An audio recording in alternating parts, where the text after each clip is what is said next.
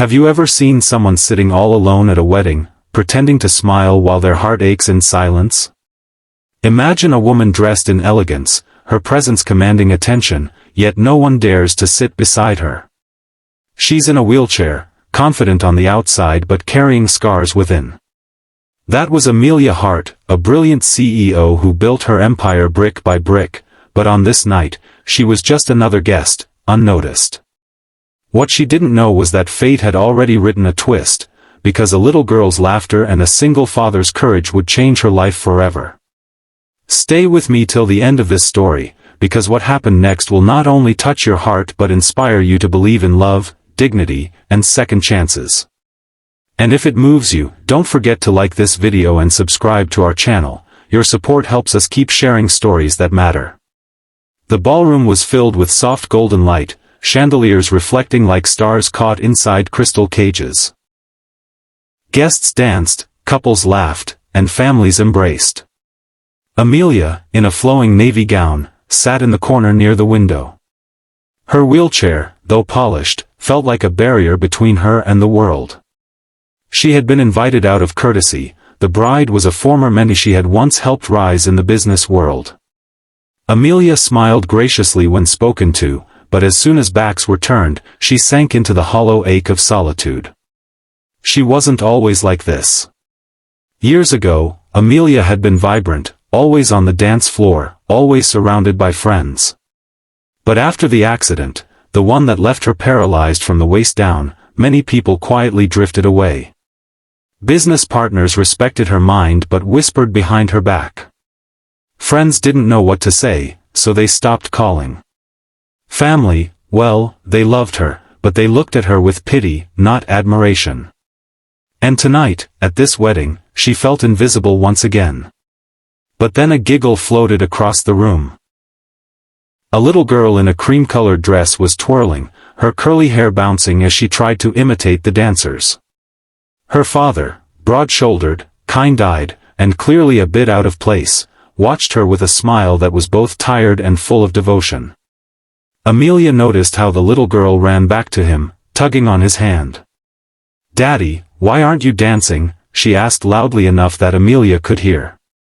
The man bent down, brushing her cheek. "Because Daddy doesn't have a partner." His voice carried a softness that made Amelia's chest tighten. The girl looked around, scanning the crowd. Her eyes landed on Amelia, sitting quietly near the window. With childlike innocence, she pointed and said, "What about that pretty lady? She looks lonely too." The man's eyes followed. For a moment, Amelia's instinct was to look away, to pretend she hadn't heard. But before she could, the father, Daniel, walked toward her, his daughter skipping beside him. He stopped in front of her, nervous but genuine, and asked, Would you be my date tonight?" Amelia blinked, caught off guard. People rarely approached her this way, not since the accident. She expected hesitation, awkwardness, maybe even pity. But in his eyes, there was none of that. Just warmth. Just kindness. She smiled softly, unsure if her voice would even work. "Are you sure?" she whispered. Daniel grinned. "I think my daughter already decided for me." And just like that, Amelia felt something stir inside her chest, a spark she thought had died long ago. The three of them spent the evening together. Daniel introduced himself as a single father, raising his daughter, Lily, after his wife passed away from an illness. He worked hard, often juggling 2 jobs, and weddings like this weren't really his scene. But Lily loved dressing up, and he couldn't say no to her. Amelia listened, touched by his honesty, and for the first time in years, she found herself opening up too. She told him about her accident, about how she rebuilt her company despite people doubting her. "I thought success would fill the loneliness," she admitted, her voice trembling. "But some nights, even surrounded by people, I feel invisible." Daniel didn't rush to comfort her with clichés. Instead, he said quietly, "You're not invisible.